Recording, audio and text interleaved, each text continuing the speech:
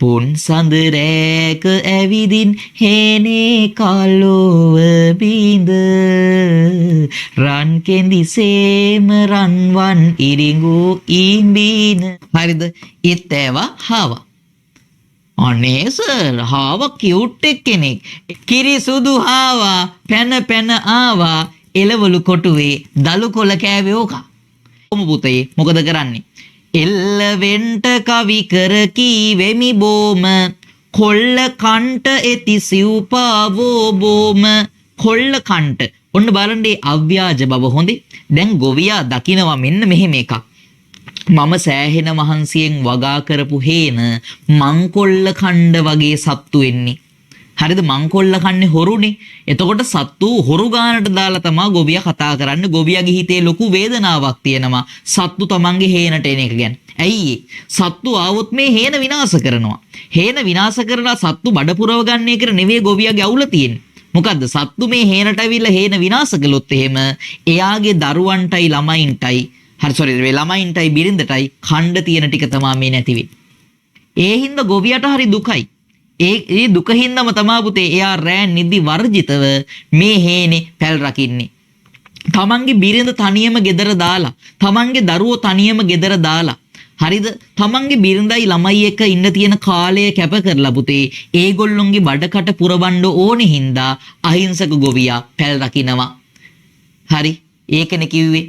පුන් සඳ රැක ඇවිදින් හේනේ කලෝව බිඳ රන් කෙඳිසේම රන්වන් ඉරිඟු ඉඹිනවාද තුන් යම හීන දැක දැක මොටදැයි ගෙදර ඉඳ රන් කඳ තාම පැල් රකින්නවදෝ නීදී නැතිව.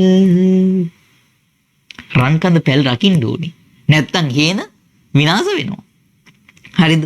ඔන්න පුතේ හේන මෙයා රකින්නෝ. අනිත් එක ලස්සන කතාවක් කියන ගොල්ල සමග ඇති ඌරෝ සැමදාම හරි. දැන් අපි බලමුකෝ. මේ හේනක් විනාශ කරන්න සිව්පා සතුන් කවරේද? සිව්පා සතුන්. හරිද? පළවෙනි හානිදායක සතෙක් තමයි පුතේ හේන් වලට එන. හරිද? අපිට මේ ආතල් සත්තු උනාට ගොවියොන්ට පෙන්වන්න බැරි සමහර සත්තු ඉන්නවා. හරිද? පළවෙනි එක ඉත්තේවා. ඉන්න අය අත උස්සන්න කියලාම කියන්නේ නැහැ. මොකද දැන් මේ දවස්වල ක්‍රිකට් නැහනේ. හරිද? ඉත්තේවා. හරිද? ඉත්තේවා. ඊළඟට පුතේ හාවා. හරිද? ඉත්තේවා හාවා. අනේ සර්, හාවා කියුට් කෙනෙක්. එයා කොහෙද එහෙම කෙනෙක් නෙවෙයි. එයා යකෝ. උඹලට පොඩි කාලේ මොන්ටිසෝරි යනකොටමයි හාවා වගාවට හානි කරන සතෙක් කියලා දුන්නේ. ඇයි කිරි සුදු හාවා පැන පැන ආවා එළවලු කොටුවේ දලු කොළ කෑවේ ඕකා. ඒ හින්දා හාවා කියන්නේ වගාවට හානිදායක සතෙක්. හාවා කණ්ඩ ගත්තාම නතර කරන්නේ පැටව ගහන්න ගත්තාමත් එහෙමයි. හරිද? ඔව්. එතකොට ඉත්තේව කරන්නේ පුතේ හාරලා කනවා. ඔය අල වර්ග හැම හාර කණ එක තමයි කරන්නේ. පැල කාලෙට තමයි ගොඩක්ම අමාරු මේ පැල හාවන්ගෙන් සහ මේ ඉත්තේවන්ගෙන් මේ පැල බේර ගන්න. ඊට පස්සේ මුවා එන්නේ පුතා සාමාන්‍යයෙන් පැල ටිකක් උස්ස වෙන කාලේ උන් කන්නේ දල්ලමයි. දල්ල කෑවට පස්සේ ආයේ ගහ වර්ධනය වෙන්නේ. ඒ හින්දා මුවා කියන්නේත් වගාවට හානිදායක සතෙක්. ඊගාවට පුතේ හරිද? මේ සත්තු වගේ නෙමෙයි ඊළඟට එන එක තමයි අලියා. හරිද? අලියා එන්නේ පුතා අස්වැන්න හොඳට පීදිලා ගහ ලොකු වෙන කාලෙදී. අලියා එන්නේ හොඳේ. හරිද? කිරි වදින කාලෙදී අලියා එනවා මේ අස්වැන්න. හැබැයි අලියා හරීම හොඳ සතෙක්. අලියා අර සත්තු වගේ විනාශම කරලා දාන්නේ. හරිද? අලියා අනේ පරිස්සමට ඇවිල්ලා එක කුරක්කම් පඳුරයි ගලවලා අන්නේ පුතා. හරිද? ඔව් අලියා හරීම ප්‍රවේශමට ඇවිල්ලා එක කුරක්කම් පඳුරක් ගලවලා කනවා. පැල 30ක් විතරට පෑගෙන එක වෙනම කතාවක්. හරිද? අලියා පරිස්සමට එකක් කනකොට 30ක් විතරට පෑගිලා. ඉතින් එහෙම තමයි අලියා. හරිද? ඔය වගේ අලි 5 දිනක් විතර හේනට ආවා කියන්නේ පුතේ ඉතින් බුදු සරණයි දෙපි හිටයි. හරි. ඊට පස්සේ ගොවියට ඊළඟට හානිදායක සතා තමයි පුතේ වඳුරා. හරිද? වඳුරා ඔය පහට රෑ වෙන්ට එන රිලවුන් ගොල්ල කහට කන්ට පාමින් එන වලු වල්ල ලෝම බලන දෙවියෝ මේ කර එල්ල ගහට පනින පිම්මට කැඩියන් නෑ ඒක නෙවෙයි බෙල්ල කියලා කිව්වේ. ගහට පණි ඔය ඉතින් බෑනේ. ගහට පණින පිම්මට කැඩියම් බෙල්ල. මේ වඳුරෝ රිලව් කියන්නේ හරි භයානක සත්ත්වය කියන්නේ. වගාවට හානිදායකයි ඒගොල්ලෝ. ඊට පස්සේ කෘමි සත්තු ඉන්නවා. පොඩි පොඩි කෘමි සත්තු. වගාවට හානි කරන. ඊගාවට පුතේ ඊළඟට ගොවියට පෙන්වන්නම බැරි. ගොවියා දැක්ක තැන ඒ කියන්නේ මරාගෙන කන්න පුළුවන් සයිස් එකේ දරුණුම තරහක් තියන්නේ ඌරා සම්බන්ධව. හරිද? ඌරා. හරි ඌරා සම්බන්ධව. ඇයි සර් ඌරා? හරිද? උඹලා දැකලා තියෙනවද මේ ලංකාවේ නෙමෙයි මේ ලෝකේ ඌරු වර්ග කීපයක් ඉන්නේ. මේ අතර ප්‍රධාන ඌරු වර්ග දෙකක් ඉන්නවා. හරිද? ඔයාලා කියන්නේ අර කියුට් ඌරෙක් ඉන්න රෝස පාට. රෝස පාට කියුට් ඌරෙක් ඉන්නව නේද? ඌට කියන්නේ චීන ඌරා කියලා. ඌට කියන්නේ චීන ඌරා කියලා. මස් පිනිස තමා පුතේ චීන ඌරන් වගා කරන්නේ. ඌරෝ වගා කරනවා. ඔව්. ඒකට කියන්නේ වගා කරනවා කියලා තමයි.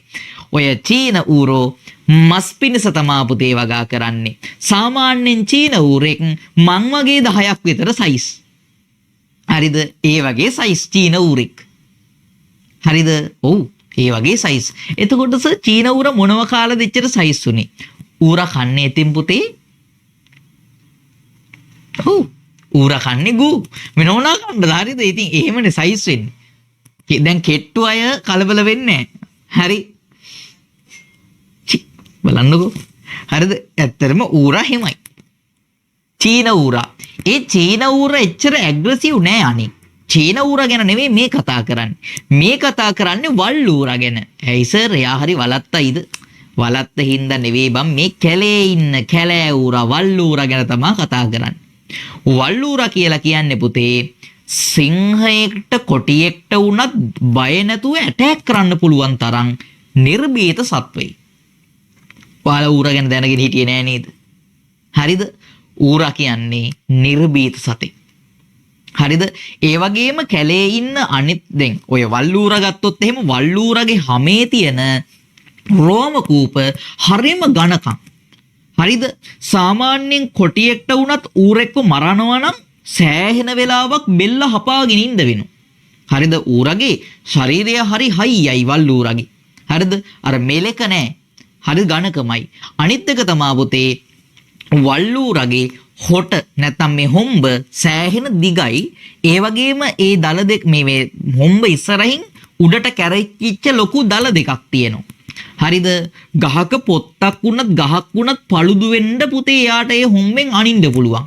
හරිද? සාමාන්‍යයෙන් මිනිස්සෙක්ව මරලා දාන්න පුළුවන් තරම් ඌරෙක්ගේ ප්‍රහාරය ප්‍රබලයි. බැද්දේගම් පාඩමේ ඉගෙන ගත්තානේ. පුංචි මැනිකා මැරෙන්නේ වල්ලූරෙක්ගේ ප්‍රහාරයකට ලක් වෙලා. හරිද? එතකොට මිනිහෙක් ඌරත් මරලා දාන්න පුළුවන්. හරිද? ඔව්. ඒ වගේ තමයි භයානක සතෙක්. අනිත් එක තමයි කොටි එහෙම, ඒ කියන්නේ ඔය පැටව් ඉන්න වල්ඩීරියෝ පුදුම තරම් ඇග්‍රසිව්. හරිද? පැටව් ඉන්න වල්ඩීරියෝ ඉන්නේ මාර විදිහට ඇග්‍රසිව්. එතකොට වල්ලූරා කියන්නේ එහෙම ලේසියෙන් අර දී කියලා එලවන්න පුළුවන් සතෙක් නෙවෙයි. හරිද? මිනිස්සුත් යන්නේ නැහැ වල්ලූරා ළඟටවත්. හරිද? හරි භයානක සතෙක්. එතකොට අනිත් එක තමයි පුතා වල්ලූරා කියන්නේ ඔච්චරම ඒ කියන්නේ එපා කරපු සතෙක් වෙන්න හේතුව වල්ඌරා එන්නේ තනියම නෙවෙයි. වල්ඌරා රංචු වශයෙන් ගැවසෙන සතෙක්. හරිද? එතකොට වල්ලූරෙක් සාමාන්‍යයෙන් හේනකට આવොත් එන්නේ එයයි එයාගේ පවුලේ කට්ටියයි එක්ක. හරිද? ඔව්. සාමාන්‍යයෙන් ඉතින් පවුලේ කට්ටිය කියන්නේ එයාගේ වයිෆුයි ළමයිත් එක්කනේ. ඔව්. පුංචි පවුලක් එන්නේ. හරිද? ඇත්තටම මේ වල්ලූරු නඩයක් යනකොට ඉස්සරහින් යනවා පුතේ වල්ලූරා. ඒ කියන්නේ තාත්තා මේ කොටුවක් ඇන්දේ ත්‍රිකෝණයක් ඇන්දේ තාත්තට. ඊට පස්සේ පුතේ මේ පිටිපස්සෙන් යනවා අම්මා. හරිද? ඉස්සරහින් අම්මා මේ තාත්තා යනවා, පිටිපස්සෙන් අම්මා යනවා. ඊට පස්සේ ඒ අම්මයි තාත්තයි මැදි කරගෙන තමයි පුතේ පැටවුට කියන්නේ. අම්මයි තාත්තයි එක්ක ඉතින් ලොකුවට නෑ. ඉතින් පැටවු 30ක් විතර යනවා ඉතින් මේ එක්ක.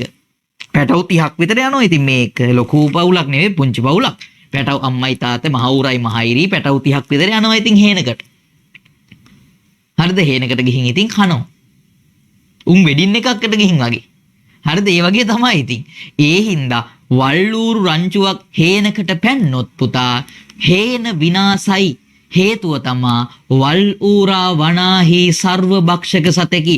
ඌ මසුත් කනවා, ඌ ශාකත් කනවා. හරිද? ඌ අහුවෙන හැම එකම කනවා. ඒ හින්දා වල්ලූරා කියන්නේ හරිම වයන්. අනිත් එක වල්ලූරන්ගේ කුරවලට පෑගිලා ගොඩක් පැල විනාශ වෙලා යනවා. ඒ හින්දා ඌරෝ එක්ක පුදුම තරහක් තිබුණේ ගොවියන්ට.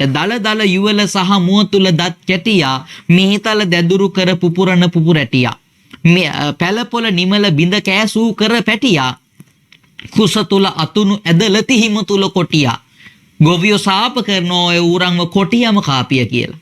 ඒ වගේ ඊට පස්සේ පුතා දැන් ඔන්න අපිට කියනවා මොකද්ද? ගොල්ල සමග ඇති ඌරෝ හැමදාම ඊට පස්සේ ලස්සන කතාවක් කියනවා. නිල්ල අඹති සත් දවසින් බැලුවාම. පුතේ නිල්ල අඹනවා කියන වචනේ තේරුම වගාව විනාශ කරනවා කියන එක. හරිද? ඔය ගමේ ගොඩේ භාෂාවෙන් ඔය හේන් භාෂාවෙන් නිල්ල අඹනවා කියන්නේ මේ වගාව විනාශ කරනවා කියන දේ. වල්ලූරෝ වගාව විනාශ කරනවා දවස් 7ක් යන්න කලින්ම වල්ලූරු රංචු මෙහෙම ආවොත්. ඒ හින්දා මේක හරි භයානක වැඩක්. මේ හේන ආරක්ෂා කරගන්නවා කියන එක පට්ට අභියෝගයක්. හරිද?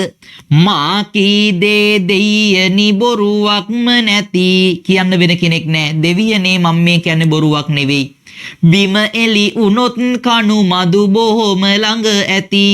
හේන සුද්ධ කරලා ගත්තා විතරයි. හේනේ භෝග වගා කරලා තියෙද්දි ඒ අතරට පුතේ කණු මදුවැල් කියන මේ මදුවැල් කියන විශේෂය යන ආක්‍රමණික ශාක කියන්නේ. ආන් ඒ වගේ ශාක යනවා. ඒව හැදෙන්න ගත්තොත් පුතේ මේ හේනේ තියෙන සරු බව නැති වෙනවා. ඒ හින්දා ගොවියා දවස ගානේ මේ මදුවැල් ඔක්කොම ගලව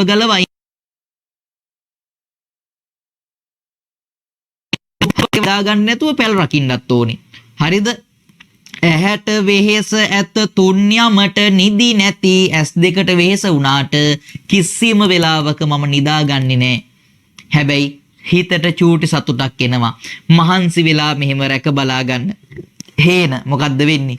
ගොබ කළු වෙමින් කුරහන් කිරි වැද වැඩෙති. ඔන්න ටික ටික කුරහන් ටික මෝරගෙන එන්න පටන් ගන්නවා.